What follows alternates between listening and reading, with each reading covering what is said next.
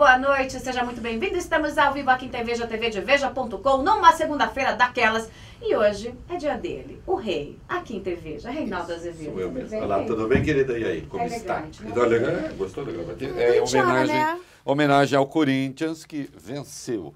Não podia ser diferente, né? Assim, é chato dizer isso, chato né? É dizer muito isso, desagradável. Mas eu acho que o campeão já está... Já se caracterizou, né? Já desculpa, tá a gente já não tá é... dado e eu não a gente podia. tem lado aqui, né? Isso. Em Aqui todas as coisas, inclusive no futebol. Aqui a gente tem lado, é o Corinthians. É o Corinthians, isso aí. Mas quem anda tendo lado por aí, né? E um lado meio esquisitão, sabe aquela coisa assim, aquela verdade que na verdade é uma mentira, que é só uma mentira com uma cortina de fumaça, né? Um batonzinho aqui, aquela coisa. O Lula tá querendo fazer uma coisa assim, pegar uma mentira, dar uma maquiagem nela, botar uma roupinha bonitinha e enfiar a goela abaixo de novo daquele que elege o povo. É a tal da Frente Ampla. Como é que é isso, Rei? Então, a Frente Ampla. Você sabe que no dia... Eu já até cheguei a comentar isso aqui no blog, no dia 11 de fevereiro, escrevi a respeito, e acho que a gente já chegou a comentar aqui. Eu tinha recebido a informação, e agora a coisa se clarificou, de que o Lula estava tentando montar um novo partido, criar uma espécie de PT alternativo, um PT limpinho, né? E hoje criar um PT limpinho não deixa de ser um esforço grande. Quando a vaca voar, pode ser que isso aconteça, né? Na verdade, o que ele está discutindo é outra coisa. O Lula quer importar, e isso não vai ser tão fácil, porque depende de você criar, da reforma política, ele quer importar um modelo da Frente Ampla no Uruguai, com algumas mudanças mais malandras, que a ideia é a seguinte: então, o PT seria um eixo organizador, em torno do qual outros partidos se formariam, junto com sindicatos, com ONGs, com movimentos sociais, e a eleição, então, passa a ser disputada por essa gente toda, que não precisaria, no modelo deles, segundo estão discutindo, nem ser filiado a partido nenhum, bastaria estar integrado a essa frente. É claro que o Lula está querendo o quê? Ele está querendo lavar o PT, né? Ele está querendo arrumar um monte de laranja para disputar a eleição sem a marca do petismo e, na verdade, ter o PT na condução desse processo. Então, veja que coisa curiosa. No seu quarto mandato presidencial, vamos ver se eles concluem, no seu quarto mandato presidencial, o PT, que antes brandia sua bandeira em todo canto, o PT que antes fazia questão de exibir seus brochinhos, suas estrelinhas, as suas insígnias de pureza ideológica, hoje o PT precisa se esconder. Hoje o Lula busca uma forma de o petismo mergulhar numa espécie de clandestinidade legal, né, para poder disputar a eleição. Por quê? Porque o partido tem dificuldade hoje de ir à rua no Centro-Oeste, tem dificuldade de ir à rua no Sudeste, tem dificuldade de ir à rua no Sul, está começando a ficar cada vez mais difícil no Norte e também no Nordeste. O Nordeste hoje já tem índices de rejeição à Dilma e ao próprio PT, que nos aproximam muito dos índices do Sudeste. Então é isso. Então o PT agora busca uma nova clandestinidade. Seria o Kinder Ovo dos partidos políticos. Isso. Você leva uma coisa, quando abre, surpresa. Você tem surpresa. Tá cheia de petista então, lá dentro. Está cheio de petista lá dentro, uma espécie de cavalo de Troia, né, do petismo, que é para ver se consegue tirar essa marca. Então, assim, a marca PT virou uma marca muito difícil de carregar. E eles sabem disso. As pessoas que estão indo às ruas têm isso com muita clareza. Nós fomos, você foi a manifestação no Distrito Federal, eu fui à manifestação aqui em São Paulo, e a gente viu que tão alta, ou até superior, tão alta quanto a rejeição da Dilma, eventualmente superior, é a rejeição ao PT. E eles estão percebendo isso, por mais que eles digam, isso é preconceito, isso é não sei o quê, o fato é, não é preconceito, é conceito. As pessoas estão insatisfeitas com tudo que sabem por aí. Então o Lula teve essa ideia genial agora, né, querendo salvar a pele dele, de alguns companheiros, salvar a pele né? dos companheiros do partido, que é disputar, então, a eleição para a Frente Ampla. Em junho, eles vão fazer o congresso do partido na Bahia e já convidaram uruguaios para vir explicar aqui como funciona a Frente Ampla, tal, não sei o quê. O Uruguai é um país de 3,5 milhões de habitantes, quase 4 milhões. Talvez isso funcione. No Brasil, né, de 200 milhões de habitantes, não creio, até porque é preciso ver que você faz alianças que são federais que nem sempre se reproduzem nos estados. Então, como é que isso funcionaria? Mas veja quanta malandragem junta, né? Ao mesmo tempo que o PT estimula esse tipo de discussão, ele quer o financiamento público de campanha e o voto em lista. Então, financiamento público de campanha para quê? Para uma frente ampla? Que frente ampla? Sindicato vai participar da frente ampla, mas pode participar financiando a atividade ou não? Ele pode financiar a atividade? Ele pode participar do sindicato? Vem cá, a Fiesp, como sindicato, também pode participar de frente ampla? Que samba do crioulo doido, hein? Não é? Quer dizer, é um despautério, um despropósito, é uma tentativa de fraudar o próprio processo democrático. Tudo bem, ele discute o que quiser. Agora, há discussões que têm como universo e que têm como referência um padrão autoritário de política. Esse é um caso. Né? Discuta-se, ok. Mas o fundamento que orienta esse tipo de debate, evidentemente, é um fundamento autoritário e é uma forma que o PT tem de se diluir na sociedade e se disfarçar. Não, senhor, petista, vocês não se orgulharam sempre do nome, da estrela, das insígnias? Vai lá, se orgulhe agora. Eles têm uma história, essa história tem que ser contada. Orgulhem-se, petistas, da história de vocês. O que os envergonha tanto? O projeto do PT sempre foi de poder, a gente sempre disse isso aqui. Não interessa como eles vão vender para quem vai votar. Se é com o nome de frente, com o nome de PT, com o nome de qualquer outro partido, ou com o nome de uma coligação, sabe-se lá do quê. O que interessa é manter as garras no poder, a gente tem visto isso. E de resto, frente ampla, o PT, de algum modo, já tem, né? Porque é um partido que governa hoje com o apoio do Maluf, com o apoio do Collor, com o apoio do Sarney, com o apoio de um monte de banqueiro, com o apoio de um monte de industrial, com o apoio de um monte... Ora, já é uma frente... Aliás, o problema do PT é ser uma frente tão ampla que cabe qualquer coisa ali, né? A gente viu, tinha bandidos operando para o partido dentro da Petrobras, né? Isso qualquer frente mais ampla do que essa, não conheço. Agora, em meio a tudo isso, em meio à crise e à fragilidade toda do governo Dilma, qualquer espirro vira uma tempestade, né? Porque o Joaquim Levy foi lá numa palestra, falou uma bobagem, porque a gente vê que ele está isolado e de vez em quando solta uma besteira aqui, outra acolá, porque ele não é reconhecido exatamente por ser um político habilidoso, né? Não são essas qualificações de Joaquim Levy. Falou bobagem, ponto. Como Dilma fala também bobagem uma atrás da outra. Mas a bobagem de Joaquim Levy dizendo, olha, a Dilma sempre escolhe o caminho mais difícil, que é verdade, né? Cabeça dura, é verdade, acabou virando uma crise política. Gente, qualquer coisa vira crise nesse governo, Reinaldo. Virou e depois tentaram amenizar. Agora, você sabe que uma coisa curiosa, eu vou fazer uma ponte aqui, que até já fiz no meu blog, pouco antes de vir para cá, entre Joaquim Levy e Renato Janine Ribeiro. O que eu quero dizer com isso, né? Já que citar Paulinho da Viola está na moda, não é isso? O Thomas Trauma saiu citando Paulinho da Viola, então vou lembrar uma outra do Paulinho da Viola, como é que é? Não sou eu quem me navega é o mar, né? Não é a Dilma, para ficar na sintaxe Paulo Violana, né? Não é a Dilma quem se navega, quem a navega é o mar. Ela perdeu, né? E essa música mais adiante fala, eu não sou o timoneiro. E Dilma definitivamente não está no timão, nem no timão, nem no timão. Ela não é a timoneira. O que eu quero dizer? É claro que a fala do Joaquim Levy, ela é uma fala, eu diria assim, de tempos pré-internet. Quer dizer, você não vai a um grupo de ex-estudantes formandos da escola de Chicago, colegas, e diz, olha, a presidente até tem uma vontade genuína de acertar, mas ela é muito pouco efetiva, como ele disse, esperando que isso não venha a público.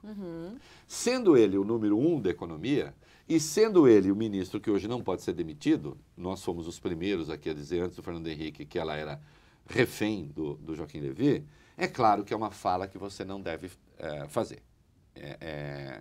Veja. Falou demais. Eu acho que o Joaquim Levy é um cara honesto, decente, tenta acertar e tudo mais. Agora, é claro que ele exerce um cargo que tem uma dimensão política. Não adianta falar assim, não, eu estou aqui para fazer conta. Não, está lá para fazer conta, mas é um cargo político. Ele é ministro de Estado, ele é o braço da presidente.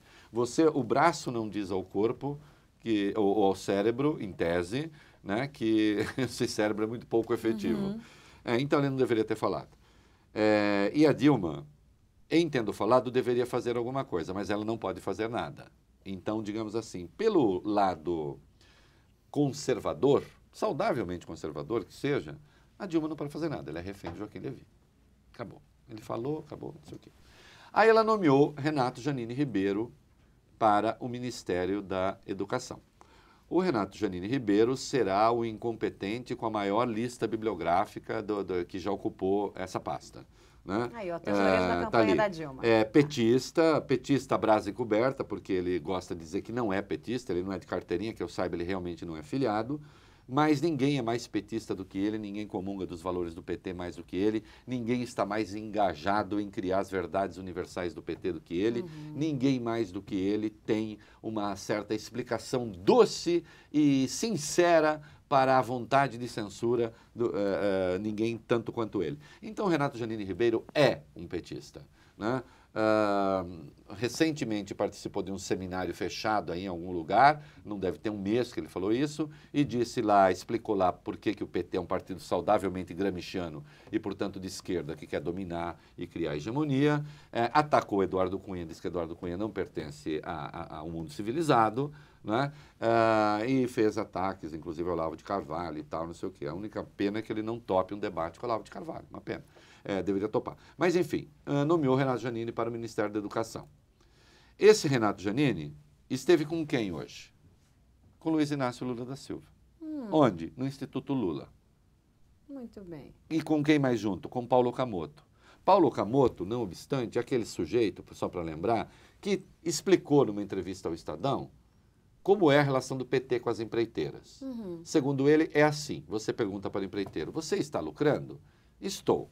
Quer dar um pouquinho para o PT? Então, esse é o Paulo Okamoto. O seu Renato Giannini Ribeiro foi se ajoelhar aos pés, foi prestar tributo, foi beijar a mão de Lula e de Paulo Okamoto no Instituto Lula. O seu Renato Giannini Ribeiro, que é professor de ética da USP. Uau, E que sai censurando as pessoas por sua falta de ética por aí, vai ter um encontro desse no Instituto Lula com o seu Paulo Okamoto. Ou seja, a Dilma, então, volta ao ponto. Pelo terreno, digamos, mais conservador, ela perde o controle porque ela não pode fazer nada. Aí ela nomeia o Renato Giannini Ribeiro para Ministério da Educação, e o Renato Giannini Ribeiro vai prestar o primeiro tributo que ele presta antes mesmo de tomar posse a Luiz Inácio Lula da Silva. Por quê? Porque qual é o cargo que o Lula exerce na República? Ele não tem cargo formal nem no PT. Por que é que não foi? O Lula quer conversar com o seu Renato Giannini Ribeiro, ministro indicado da Educação, que vai ele, Lula, falar com o seu Renato Giannini Ribeiro. Porque a autoridade, quem está prestes a ser uma autoridade, é o seu Renato Giannini Ribeiro, não o contrário. O beijamão tem que ser o contrário. O Lula não é autoridade nenhuma, o Paulo Okamoto não é autoridade nenhuma, a direção do Instituto Lula não é autoridade. Não é no seminário aberto também. Ah, não, aí vem o Paulo Okamoto, porta-voz. Não, mas é que o encontro já estava marcado. Desmarque. O encontro estava marcado com o professor Renato Giannini Ribeiro, petista que finge que não é. Agora o seu Renato Giannini Ribeiro é ministro indicado da Educação. E, portanto, ele não tem que prestar tributo ao senhor Luiz Inácio Lula da Silva. A menos que estejamos vivendo, né, Renato Giannini, você que gosta tanto desse debate, a menos que estejamos vivendo numa sociedade muito pouco republicana, em que as relações de compadrio, que as relações partidárias, em que as relações que se estabelecem em entes de razão, como o petismo, são muito mais importantes do que aquelas que se dão à luz da lei, à luz do dia, à luz das instituições. Então eu pergunto agora ao professor de ética, Renato Giannini Ribeiro, é ético, meu caro, fazer um troço como esse? Você não se envergonha, não fica corado, não se sente vexado? Não é? Diante dos seus alunos, como é que se explica essa relação de subordinação, de sabugice? Eu estou animado hoje. Feia essa pagelança toda, hein? Não gostei, Você não. viu? Falaram que eu estava muito frio no programa passado, eu voltei agora, quentinho. Quentinho. Agora eu fiquei pensando, por que ele não topou o debate com o Olavo de Carvalho? Isso é covardia. Eu acho que não é. Não, e preferiu falar mal do Olavo de Carvalho num ambiente confortável, em que todos o aplaudem e não sabem nem direito de quem ele está falando e de quais livros, da coragem, né? e de quais livros ele está falando. Então que faça um debate público. O Olavo já propôs, ele que aceite. Ah, não quero debater com o Olavo, por que não? Por que não? Por que não? Tá com medinho? Né? Dá para comparar as bibliografias. Né? E o Sérgio Moro? Sérgio Moro andou escrevendo um artigo, e esse artigo deu o que falar. Deu o que falar, já apanhei para burro já hoje. Já apanhou para burro, então apanha mais um pouco. Não ligo, apanho mais um pouco, não tem nenhum problema. Olha aqui, eu estou escrevendo sobre esse troço faz muitos anos, só no blog, entrando no 9º ano. E já passei por Satyagraha, Castelo de Areia, não sei o que e tal, e a minha postura nunca mudou e não mudava antes, desde lá de trás, quando o PSDB era governo, e desde antes, e desde a ditadura.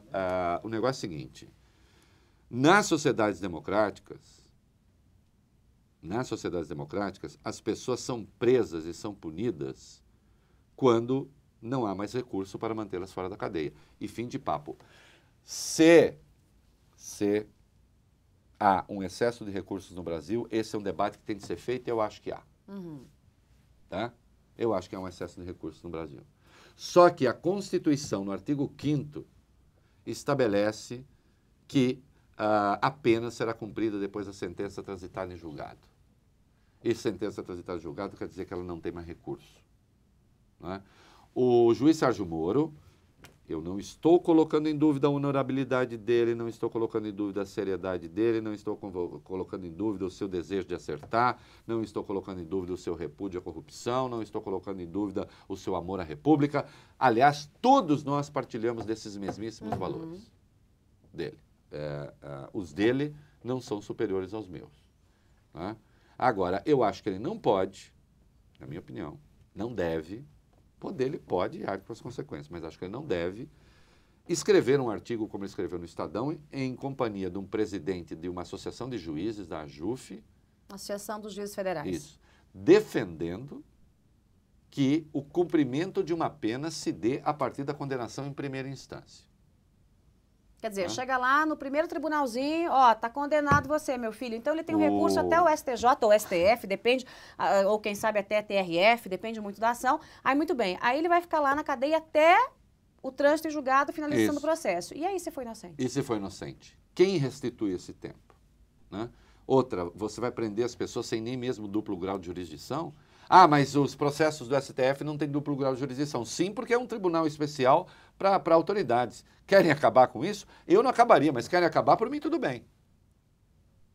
Querem acabar por mim, tudo bem. Eu não acabaria justamente porque juízos de primeira instância há o risco de você ter questões locais que podem interferir de forma importante no destino de um político ou outro. Mas, querem fazer esse debate? Então, acaba-se com foro especial ou com foro por prerrogativa de função, que se acabe. Agora, o que não dá, o que é inaceitável, é dizer que, a despeito do que está na Constituição, porque juiz Sérgio Moro não é lei, tem que ser emenda constitucional.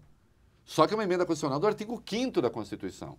O artigo 5º da Constituição se dá de barato, que são as das garantias individuais e, portanto, são cláusulas pétreas. E o que está ali no artigo 5º é que ninguém cumprirá a pena, ninguém será condenado, até que será considerado condenado até que a sentença não tenha transitado em julgado. Se nós queremos diminuir o número de instâncias e de recursos, aí sim, um debate, vamos fazer. Mas qual é a proposta do juiz Sérgio Moro? Não está no artigo. Quais instâncias recursais com quais ele quer acabar? Que diga com quais ele quer acabar. Talvez seja uma boa ideia. Eu acho que é um excesso. Tá certo? Agora, dizer que você pode começar que você pode executar a pena antes, enquanto a pessoa ainda tem direito a recurso, olha, eu lamento, isso não é bom exercício do direito. E aí eu fico especialmente preocupado com isso, porque hoje é claro que o juiz, como todos nós, a larga maioria do povo brasileiro, ele está envolvido num processo de punição de pessoas que estão cometendo irregularidades e que nós queremos punidas, e que nós queremos na cadeia, e que as ruas querem na cadeia. Não é? Ele se tornou uma espécie de um emblema desse momento. E justamente por isso não pode acenar com uma agressão aquilo que é um direito importante que tem de ser preservado. Mas não tem que ser preservado para esses bandidos, tem que ser preservado para os brasileiros. Não é? De resto, não pode ser bandido a determinar a qualidade do Estado do Direito no Brasil. Quem tem que determinar a qualidade do Estado de Direito no Brasil são as pessoas direitas, são as pessoas decentes. Não os bandidos. Porque se a gente tomar o bandido como régua, acabou. Aí nós caminhamos para o regime do terror. Não é? Roubou, fogo. Matou, fogo. Fez isso aqui, corta o braço. Aí volta a lei de talhão, está resolvido. Entendeu? Né? Não, olho por olho, dente por dente, não acabou. É assim. Nós aprendemos que não é assim. Nós aprendemos que o Estado Leviatã, ele não resolve esse tipo de coisa. Ao contrário. Não é? A não ser para aqueles que se estabelecem e se aboletam no poder. Então, o caminho definitivamente não é esse. É um mau argumento, é um mau texto, é um mau pensamento. E mais, Eu já tratei aqui, olha, podem jogar pedra à vontade, não será desta vez que eu vou me intimidar. Eu já disse, vou repetir, não vejo razão para que aqueles caras estejam presos ainda. Artigo 312 do Código de Processo Penal, leiam o artigo. Você está dizendo dos corruptores. Dos corruptores, que estão lá com prisão preventiva. Prisão preventiva porque corrupto não a tem esta, preso, né? Tem esta corruptor. nenhum. Esse A esta é o altura, negócio. por que é que eles estão presos? Bom, diz lá que há motivos e tal, como disse um dos procuradores, já não sei quantos habeas corpus foram rejeitados, ok? Estão presos, muito bem. Os juízes, o juiz e os promotores negam, e os procuradores negam que assim seja, porque é uma forma de antecipar a pena. Só que esse artigo do juiz passa um pouco a impressão De que é? de que é. Mas aí é um massacre à instituição democrática. Entendeu? Né? Aí eu efetivamente não gosto. Eles têm que ser punidos? Têm que ser punidos. Como qualquer bandido, né? Tem que ser punidos no Dentro exercício da lei. Dentro da lei. Né? De novo, não, mas com esse excesso de recursos que há no Brasil, nós vamos fazer o quê? Atropelar a lei? Porque há excesso de recursos no Brasil? Atropelar a Constituição, porque há excesso de recursos no Brasil? Que a JUF se lance numa campanha nacional para diminuir os recursos, ora. Sim. A JUF e as outras associações de juízes. Nós temos, acho, 3, 4 associações de juízes. O Congresso está lá para isso. Entendeu? Eu já acho, e já falei isso aqui também, eu acho a associação de juízes uma coisa sempre um pouco complicada, a associação de caráter sindical.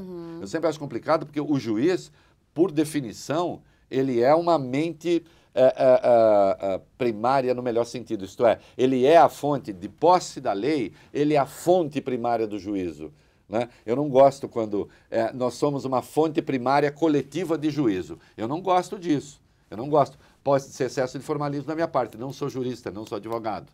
Né? Mas tenho algumas questões. E já escrevi sobre isso muitas vezes, não agora também. Tem anos que eu escrevo sobre isso. Agora, já que existe, ora, que a JUF se lance, então, numa campanha pela diminuição dos recursos, né? Dos elementos recursais, que as outras associações façam o mesmo. E não simplesmente passar a defender que para punir esses bandidos que estão aí, então a gente elimine uma garantia positiva Pra da Constituição todos, né? que tem de ser mantida. Que é o pescoço de todo mundo que É o está pescoço de todo na mundo. corda. Acabou. Acabou, não tem essa. Outra, esse regime que está aí é assim. E se vem um regime um pouco mais fechado? E se vem gente com ideias um pouco estranhas a respeito do que pode e do que não pode? Né? A propósito, vejam o vídeo do professor Renato Janine Ribeiro, já para linkar as coisas, né? Eu botei, está lá no meu blog, está em todo canto, a palestra é longa, lá pelo terço final. Vejam lá como o professor, com aquele seu jeitinho muito, que ele faz aquela linha assim, Marilena Chauí sensível, né? No fundo defende uma espécie de forma de censura. Né? Certas ideias para ele, certos pontos de vista, não podem nem ser vocalizados e a sociedade deveria impedir. Quais? Vejam lá quais ele acha. Né? Então, esse negócio de ficar mexendo com garantias constitucionais não fica bom, porque os regimes a qualquer momento, eles podem se fechar. E a coisa mais simples que isso, né, Reinaldo? Que o problema no Brasil é o descumprimento da lei. Não é mudar a lei, tem que cumprir a lei. Porque o problema é o descumprimento. Se cumprir o que está aí, resolve. É o descumprimento, não é o cumprimento, né? Como eu observei, não é o cumprimento, é o descumprimento da lei o problema. Né? Não, eu insisto, o juiz ele tem o direito, o dever até, de debater se há muitos recursos no Brasil. Agora, dessa forma, nem para pegar empreiteiro, nem para pegar petista, nem para pegar ninguém. Não é assim que se faz. Porque não é nem... Veja, não se está atacando privilégios de petistas, de empreiteiros, de não sei o quê. Está atacando um direito fundamental dos brasileiros. É outro papo. Foi um debate absolutamente infeliz. Insisto, tenho o maior respeito, acho que ele está fazendo um trabalho dedicado e tal. Agora, vamos com calma. E olha, pelo amor de Deus, a ele e a outros, né, é preciso tomar um certo cuidado com a soberba também. Porque uma coisa é o juiz ser saudado aqui, lá e tal, em todo canto, como uma pessoa decente e tal, e eu não estou dizendo o contrário. Mas cuidado com a soberba, cuidado com uma espécie de, brincando um pouco com Santo Agostinho, de concupiscência da pureza. né? Porque aí as coisas podem ficar um pouco complicadas também. Robespierre começou assim. O juiz, evidentemente, não é Robespierre, né? Não estou dizendo que seja, né? Agora, que eu não quero, eu, cidadão Reinaldo, não quero, e acho que todas as pessoas prudentes não querem que essa garantia do artigo 5º vá para o lixo. Uhum. Não por causa de meia dúzia de 12, ou de uma dúzia de empreiteiros, né? Vamos fazer o debate certo. A JUF que propõe um seminário. Ó, JUF, uma proposta. Propõe um seminário. Faz um seminário. Vamos debater os elementos recursais do Brasil. Vamos botar isso numa reforma do judiciário. Começa uma campanha nacional. O que é que os juízes não querem? O que é que não é bom? O que é que faz com que demore tanto para se julgar e para punir? Isto sim. Sentença transitada e julgada, não. Ainda que se chegue à conclusão de que nós teremos só 2 recursos. Acabou. Mas terá que ser sentença transitada e julgada. Participação dos internautas aqui de TV, já Bel Marques, o excesso de recursos, que ele não perde uma, que nossa lei permite e pode ocasionar a prescrição dos crimes, isso não ocorrerá neste caso. E ele emenda, Sérgio Moro representa os anseios da população por justiça, mas é preciso tomar cuidado para não atropelar as leis. Luiz Fernando, artigo 5º não fala de prisão e sim ser considerado culpado. O debate tá bom aqui. A Estelinha diz, Sérgio Moro está equivocado nesse ponto, deve ser garantido um duplo grau de jurisdição e um monte de elogios aqui, o Eloy, o Michel, Só uma resposta para o rapaz disso, Vai. fala de ser considerado culpado. Ô meu filho, você passa a cumprir uma pena quando você é o quê? Culpado, né? É uma questão de causa e É o consequência. Luiz Fernando Nunes, o seu Luiz, filho, que você acabou de chamar. Luiz, na boa, é claro que fala culpado, mas você pode... Ô Luiz, você vai cumprir uma pena sem ser culpado, Luiz? Né? Eu sei que está escrito lá. Né? Mas você cumpre a pena porque você é culpado. Né? Como é que vai cumprir pena se não é culpado?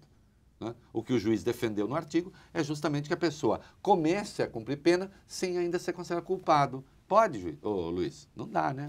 Eu falei, pode, juiz? Luiz. Pode, juiz. Michel Barbosa, Renato Giannini foi aprender ética com Lula, tá explicado, chefe do PT, educação Agora, no não, Brasil. mas não temos dúvida de uma coisa, que vão achar que é um elogio, mas prestem atenção. Eu não tenho dúvida que na relação Renato Giannini e Lula, o único que tem a aprender alguma coisa ali é o Renato Giannini. Não sei se eu fui muito sutil, pense. Pensar é bom, queimar os neurônios de vez em quando faz bem. O Wagner, um abraço da gente aqui do Japão. Oi! Ei, Japão, olha lá. Olha Japão, lá, tá. Bom dia! Japão agora... Bom dia no Japão, Japão bom dia, agora, bom dia. 9h30 da manhã. Muito bem, 9h35. Bom dia, começando 34. seu dia com TV. Já vou ter que começar assim, olá, boa noite, Muito olá, bem. bom dia. Você sabe que tem bastante gente do Japão que nos vê aqui, que ouve os pingos, é bacana. Muito legal. Muito bem, Japão, muito estamos legal. juntos. Estamos juntos. Hashtag estamos juntos, tá? Temos mais aqui, olha, muitos elogios aqui dizendo que você é ótimo, lindo, maravilhoso e que eu sou uma âncora fofa. Fofa não. É fofinha. Ó, fofa não. É fofinha no melhor sentido. No melhor sentido. Os petistas não dizem isso. Me chamam de qualquer bicho, assim. Jararaca, cascavel. Jararaca, cascavel? É, eu virei aquela coisa de musa coxinha, que não era fofinho, bonitinho, não. Virou jararaca, cascavel. Daí, tá ficando feia a coisa, gente. Obrigada pela participação de todos. Temos manifestação aí, contagem regressiva, depois da Páscoa. Manifestação muito dia chocolate 12. Tal, dia 12, manifestação. Bom para queimar, Pra queimar as um pouco calorias as do calorias, né? O que você espera, Rei? Olha, vamos ver. Primeiro eu espero que seja um sucesso de novo. Não adianta eu fazer de conta que eu não espero. Não estou convocando ninguém, mas eu espero que seja um sucesso. Nessa eu estarei aqui em São Paulo, não estarei em Brasília, estarei aqui. O movimento Vem Pra Rua, o grupo do Vem Pra Rua, eu publiquei no domingo, eles aderiram ao lema Fora Dilma. Fora Dilma. Não que eles fossem contrários, também não era bem isso, mas não era uma palavra de ordem do Vem Pra Rua. Eles eram mais cuidadosos em relação a isso, né? A dizer, olha, descontentamento sim e tal, mas não era assim, não estava ali não era a palavra de ordem principal. Passou a ser, porque me parece que o sentimento da rua também é esse. Né? Haverá o mesmo número de pessoas e tal. Eu, como não fiz previsão das outras vezes, não vou fazer agora. Né? O que eu achei muito bom, eu insisto nesse aspecto, a melhor coisa do dia 15 de março, também pode significar sua fragilidade, sem querer ficar brincando de dialética rasa, como os esquerdistas gostam de fazer. Por que eu digo isso? O que tem de muito bom, o que houve de muito bom no dia 15? As pessoas estavam lá sem bandeira, sem partido. Boa parte das pessoas nunca tinha ido à manifestação. Eu constatei isso e todos nós constatamos isso. Pessoas de todas as origens, de todas as cores, de todas as classes, de todas as sexualidades, era mentira, então, que fosse só branco, coxinha, aquela bobajada que a esquerda lançou. Agora, é claro que isso também cria uma certa fragilidade, porque você não são movimentos organizados que obedecem a um comando, como costumam ser os movimentos de esquerda, né? Como a gente vê, a CUT convoca. Tanto é organizado que eles podem fazer manifestação numa terça-feira, podem fazer manifestação numa sexta-feira. Todos eles têm o nome Trabalhadores no movimento. E por uma curiosa coincidência... Ficam de folga nas manifestações. Ninguém trabalha, né? porque está lá. Né? Isso. Ou então o patrão fala, não, companheiro, vai lá ajudar a destruir o capitalismo, é isso mesmo. Tá? Não sei. Ou então todo mundo é empresário, será? Puxa vida, como é? Empreendedor. Empreendedor. Né? Uma vez são os chamados empreendedores sociais, né?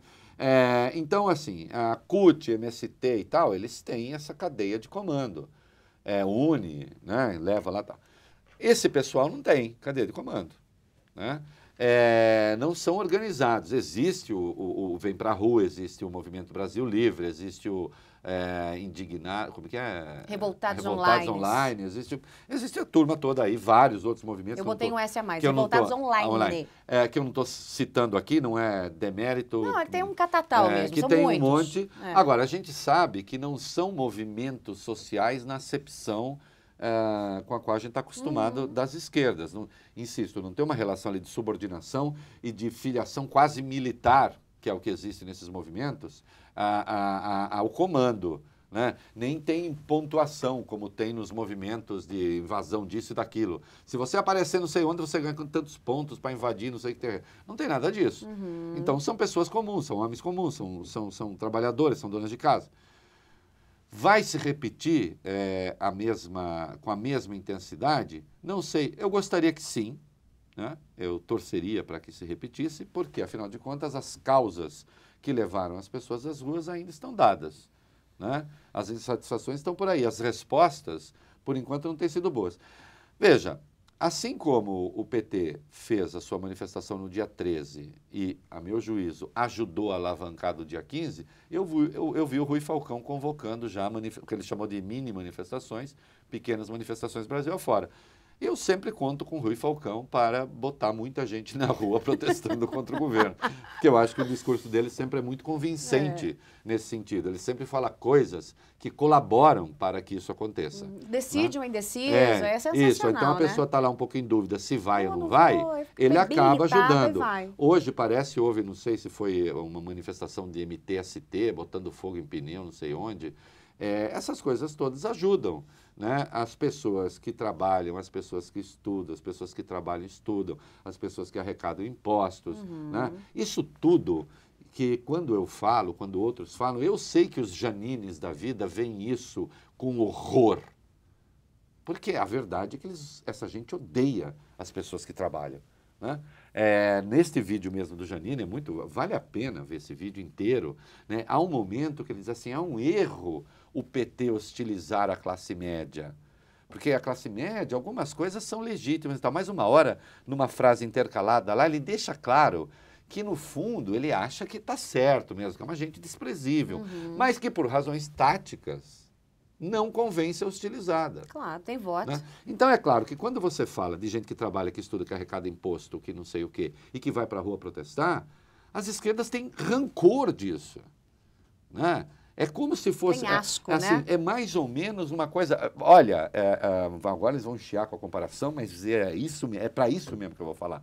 É mais ou menos o ódio que os senhores de engenho e os escravocratas deviam ter quando notavam escravos organizados se rebelando contra o seu senhorio. Porque eles nos têm, e aqueles que trabalham, mais ou menos como seus escravos ou servos, ou que seja. A nossa função social é trabalhar, é arrecadar para que eles possam distribuir segundo a sua lógica perturbada. Então, quando essas pessoas se rebelam, necessariamente será uma rebelião reacionária. Mas é uma reação a quê? Na cabeça deles, é uma reação ao progresso social que eles querem conduzir. Mas na nossa cabeça é uma reação a outra coisa. É uma reação àqueles que estão sendo espoliados e que não estão tendo o retorno que o Estado deveria dar. Né? Agora, eles ficam furiosos com isso. E atacam e não sei o quê. E tem feito bobagens. Quer dizer, se mais 2 entrevistas do Miguel Rosseto, como aquela que ele deu, mais uma do Zé Eduardo Cardoso e mais umas 3 declarações do Rui Falcão, você vai ter 5 milhões de pessoas na rua.